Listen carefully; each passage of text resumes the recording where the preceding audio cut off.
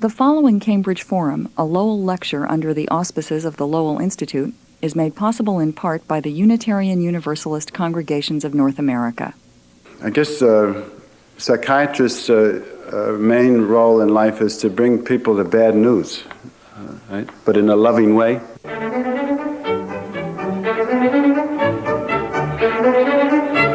Welcome to Cambridge Forum. Our topic is Great Vocations, the Psychiatrist, a Lowell lecture presented under the auspices of the Lowell Institute. I'm Herb Vedder, director of the forum and a chaplain to Harvard University. Our speaker is John Mack, MD, professor of psychiatry at Harvard Medical School, affiliated with the Cambridge Hospital. Among his various other responsibilities, he is the academic director of the Center for Psychological Studies in the Nuclear Age. His new Lloyd-Lawrence book is The Alchemy of Survival, One Woman's Journey, co-authored by his subject, Dr. Rita Rogers, psychiatrist and youthful victim of the Holocaust. His earlier book, Vivian, The Life and Suicide of an Adolescent Girl, is a passionate story told in good part in Vivian's own words, the story of a New England family. A Prince of Our Disorder, The Life of T.E. Lawrence, that is, Lawrence of Arabia, was awarded the Pulitzer Prize. Welcome to Cambridge Forum, Dr. Mack.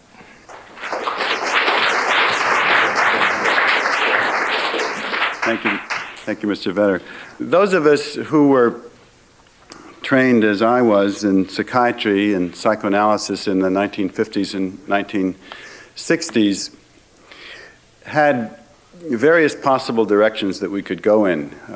We could go into a pure psychoanalytic direction in which we looked deep into the inner world of individuals. We could go for biological psychiatry, which emphasized the neurological, neurobiological basis of mental disorders.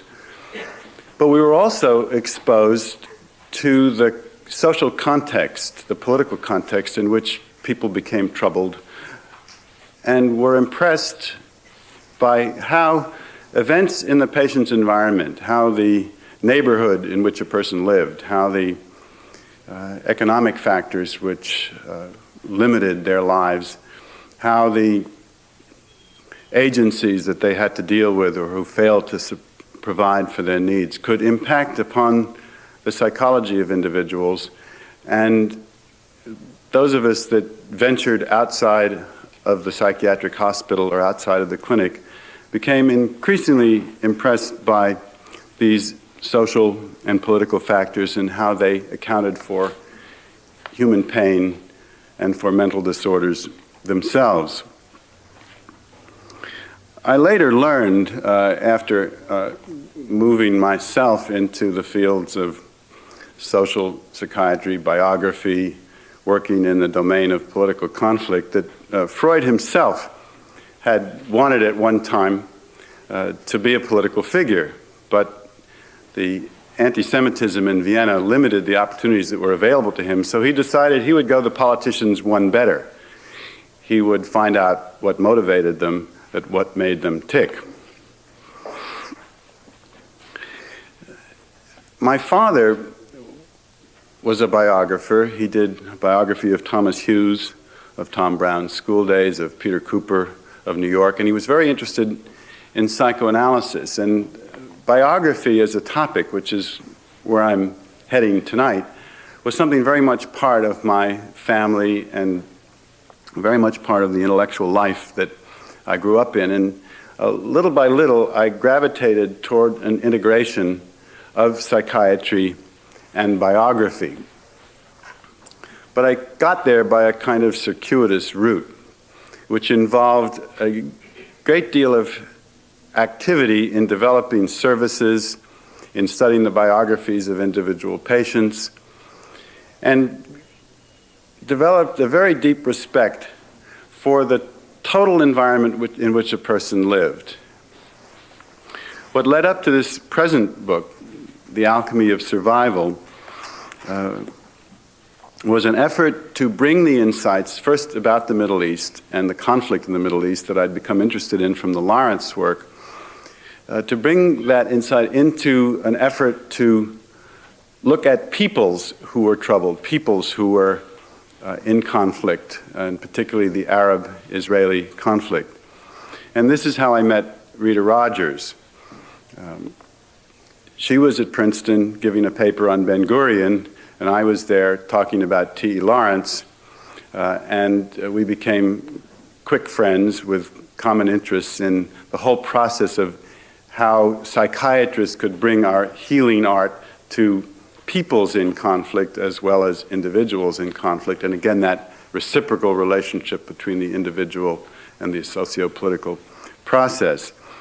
And then I discovered, as Rita and I met frequently and talked and appeared in various symposia and worked with Arabs and Israelis and American Jews around the conflict in the Middle East, she began to tell me stories.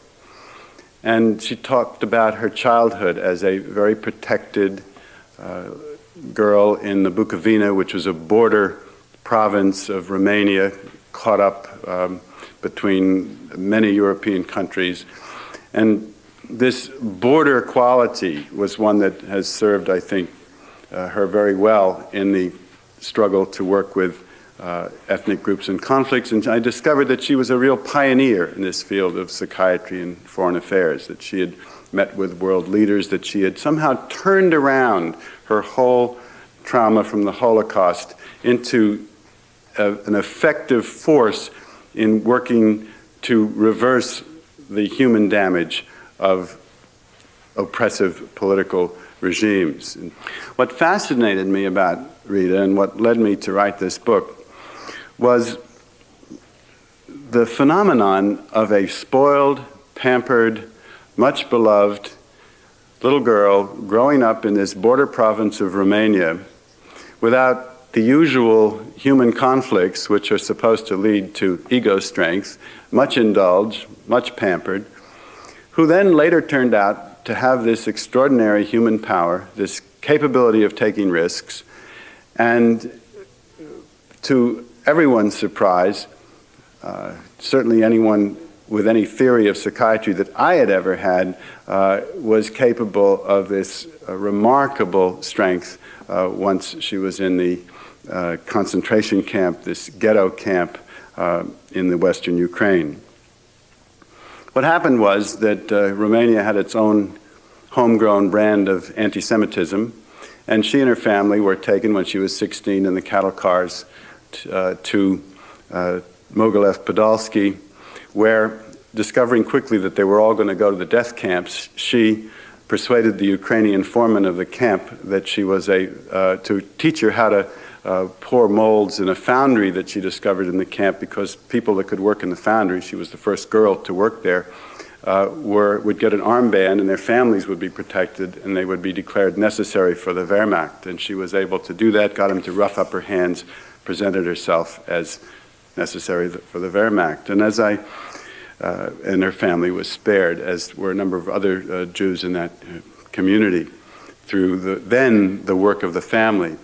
So I began to get interested in what goes into superior survival. What are the strengths that allow that to happen? Tremendous amount of luck has to take place and the luck was present in the fact that the Romanians never fully cooperated with Hitler, that there was always this extraordinary capacity for bribery, which the Romanians had, and the father was able to develop a whole network through an Italian general to Bucharest, where the Jews, Hitler was never able to or never got to, and this is a whole story in itself, that the Romanians resisted Hitler and the Jews in Bucharest were spared. So they developed this whole network of travel up the Dniester River through the solid community that was able to be maintained. So that sense of community was fundamental for survival. And her psychiatric work is a direct outcome of what she experienced in the war. She experienced this extraordinary gratitude for her own intense and beautiful family care and the loving family that she grew up in, and that strength became a source for her. And a phrase that captures that quality of special mothering and special parenting that is so important in that core of strength is this quote: "Whenever I see a baby or a toddler and I get it to smile back at me, I feel the warmth of my mother's smile inside. It is there for good, for always and ever, in all the smiles of young children."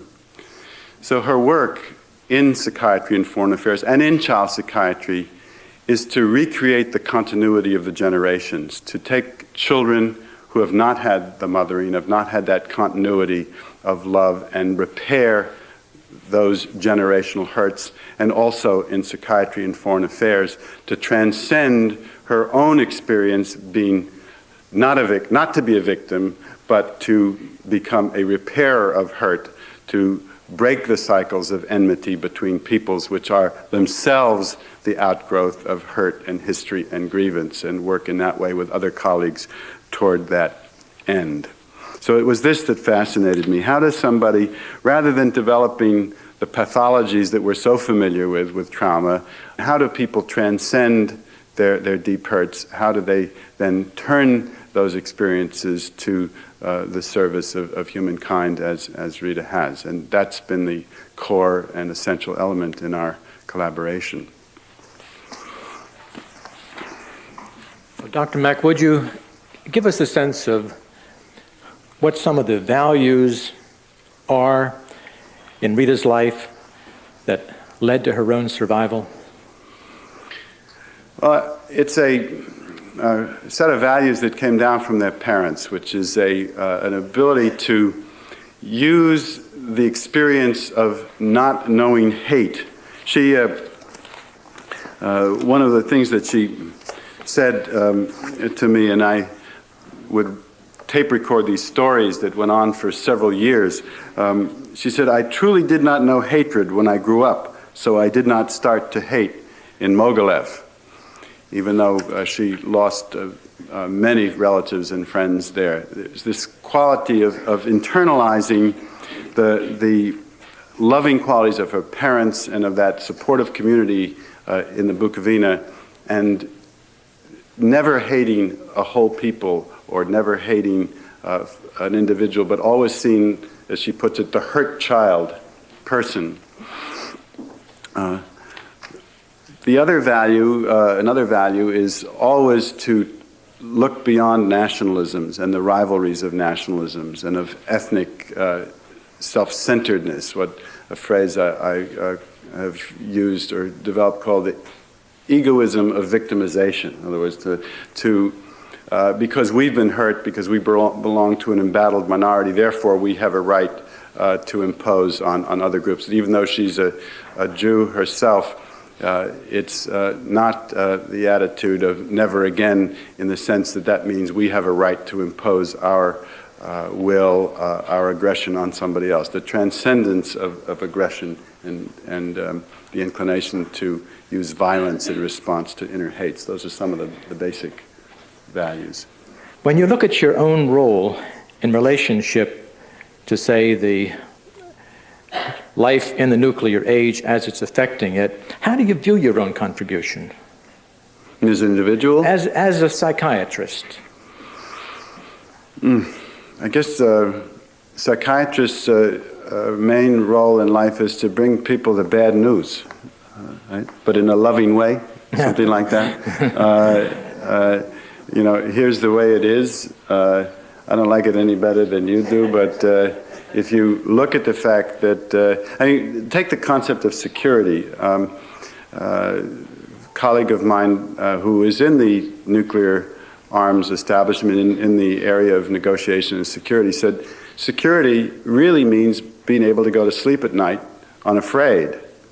Well, if thousands, millions of young people have been going to sleep not unafraid, but afraid, as a number of researchers, and I participated in some of that work, then there's something wrong with national security policy. And I think that's why this whole area of children and nuclear war, which shouldn't surprise anybody that young people are troubled about the future or anxious about it. It's not a mental illness. It's a perfectly healthy response for it to be frightened out of your mind about the possibility of nuclear war. But the fact that children were afraid about that seems to account for the fact that it had more political meaning than scientific meaning, in a sense. That President Reagan, in one of his speeches in November 1982, spoke with much feeling about all the letters he was receiving from young people that were afraid of dying in a nuclear war, and what effect that had on him personally, and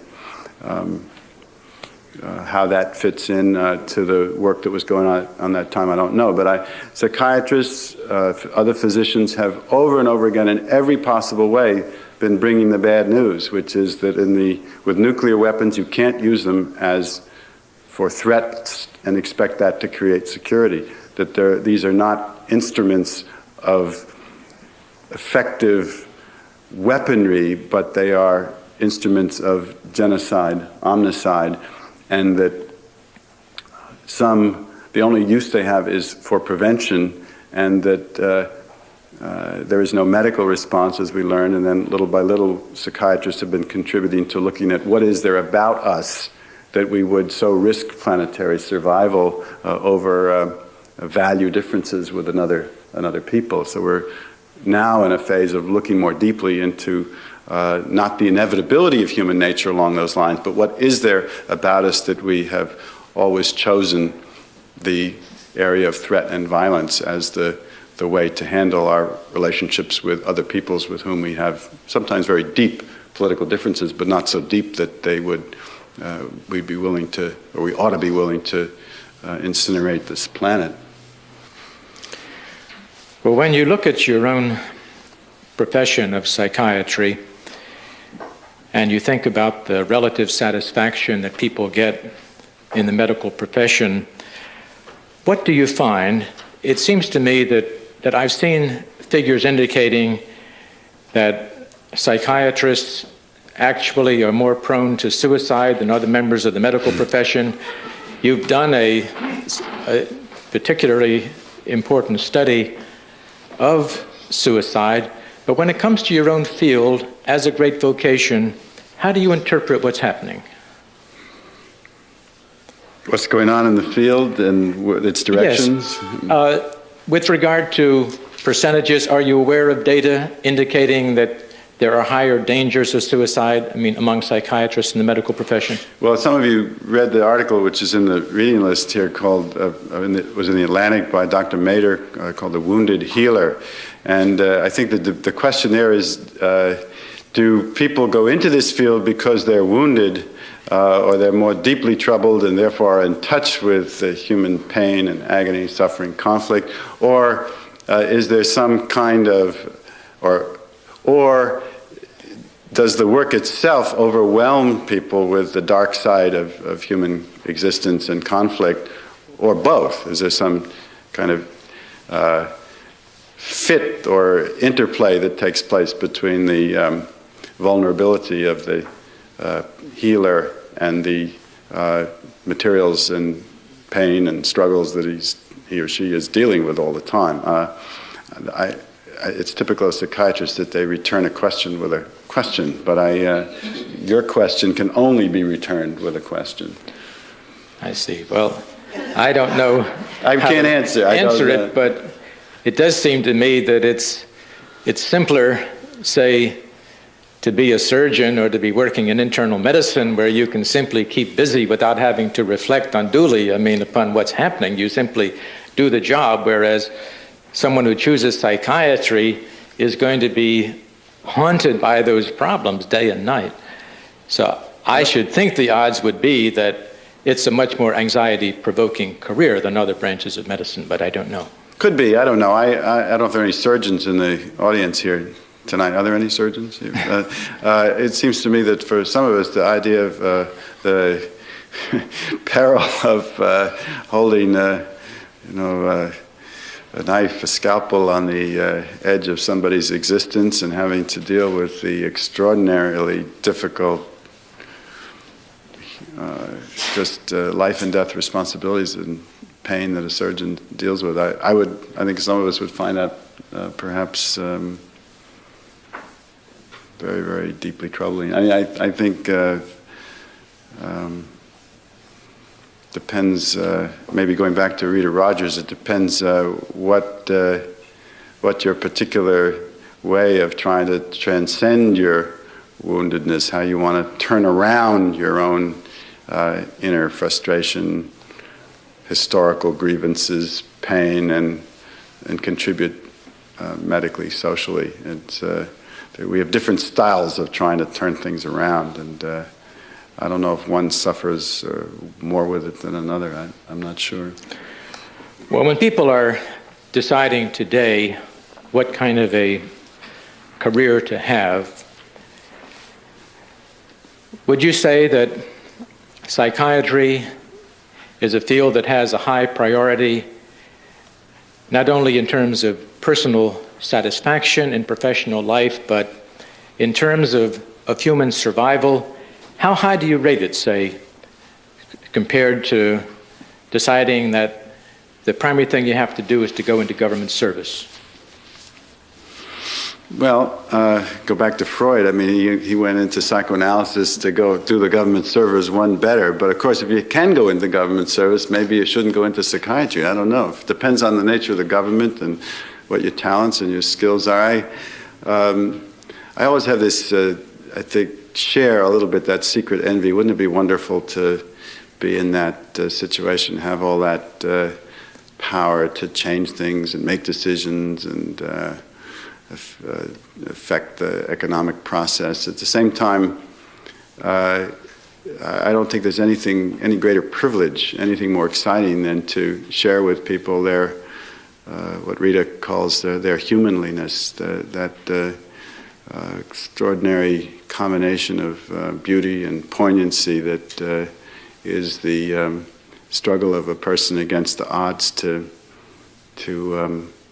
create a life, and a life that finds joy and beauty and connection with others, even when it looks like the odds are against them. I think that's an extraordinary opportunity, and I think I can't think of any more challenging field. Mm. You and Rita Rogers, in telling her story, have indicated that she decided to go into psychiatry on the basis of being very much impressed by a particular teacher who also was the one who urged her to come to the United States, something that she had been previously reluctant to do. Would you tell us something about how you yourself decided to become a psychiatrist? You went to Oberlin to college, you went to Harvard Medical School. When did you decide on this field? Well, of course, you all know from your own experience when people ask you that kind of question that there's no instrument that's less trustworthy than one's own inner retrospectoscope, right? I mean, we always make a coherent, orderly story out of otherwise chaotic path. Having said that, 2 points, 3 points come to mind, 2 of which have to do with an uncle of mine who I loved and who was generous to a fault when I was a child, giving me money and gifts and love and hugs, and totally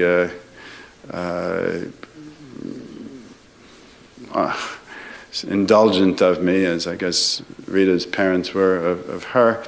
And then it turned out he was schizophrenic as he got older, and had a lobotomy, and lived his life as a really very damaged person. And I always felt I wanted to do something for him. I wanted to, in some way, find some way of understanding what had gone wrong with him and people like him, so that they wouldn't have to have surgery done on their brains and become less than they had been. And the other thing I remember is and that went on, through much of my childhood and young adult life. And, the other memory is of being 12 years old and trying to find psychology books in my elementary school library, and I don't know why that was, but I just was trying to find out why people ticked, and but it was probably as to discover what was going on with myself, but I don't know why I was particularly inclined to that inquiry. That I can't answer. I think some people try to deal with their struggles and fears and loves and mysteries inside by looking inward, and others try to avoid them like the plague. And I was one of those people that sort of went into them more rather than running off from them. But I don't know why I was inclined that way. Would you comment on what you feel the relationship is between religion and psychiatry? I think that there are different emphases. I think psychiatry, psychotherapy does have its own implicit value structure. I was trying to find some way, with a resident this morning actually, I was trying to find one thing we could agree on. This wasn't that she and I disagreed. It was that the profession, as it gets out, it was easy as long as you could say, well, we're here to treat illnesses, okay? But if somebody is in a conflicted relationship with a spouse, or they're having a struggle with their children, or there's some they're deeply troubled about the work they're doing and whether it contributes or doesn't contribute to humanity, and you're working with them to discover the directions they want to go in, you're not treating an illness. You're working with a set of conflicts, or you're dealing with the possibilities of existence. So what can we agree on, I asked her, that we're doing here? What is our work with clients? What is our, whatever level, whether it's in groups or society as in a larger collective sense, but what is it? And we had a lot of trouble agreeing about that. It has something to do with human fulfillment, actualization, growth, conflict, transcendence, resolution, but there are values related to that, feeling fulfilled, happy, less anxiety, contributing. I have my own definition of mental health now includes something beyond Freud's definition, which was the ability to love and to work. I now think that a fulfilled person needs to have some kind of commitment to the human future, or some continuity of generations is involved in the definition for me. Now, but that is creating a value. I mean, that's not written in, the Ten Commandments didn't include that. But it doesn't mean we're creating it. But I don't think that's just our creation. I think that's something which is developing in the society as what is required to have a complete life or be a fulfilled person. I like that as a place to. Thank you very much, Dr. Mack. Cambridge Forum has presented Dr. John Mack speaking on Great Vocations, the Psychiatrist, a Lowell lecture under the auspices of the Lowell Institute. For an audio cassette of this forum, send $10 to Cambridge Forum, 3 Church Street, Cambridge, Massachusetts, 02138. For Visa or Master Charge orders, phone 617-495-2727. Cambridge Forum is a program of the Social Responsibility Committee of the First Parish in Cambridge. The director of the forum is Reverend Herbert Vetter. The producer is Pat McMurray. The forum is produced in association with WGBH Boston and with the Harvard University Department of Media Services. This program was made possible in part by the Unitarian Universalist Congregations of North America.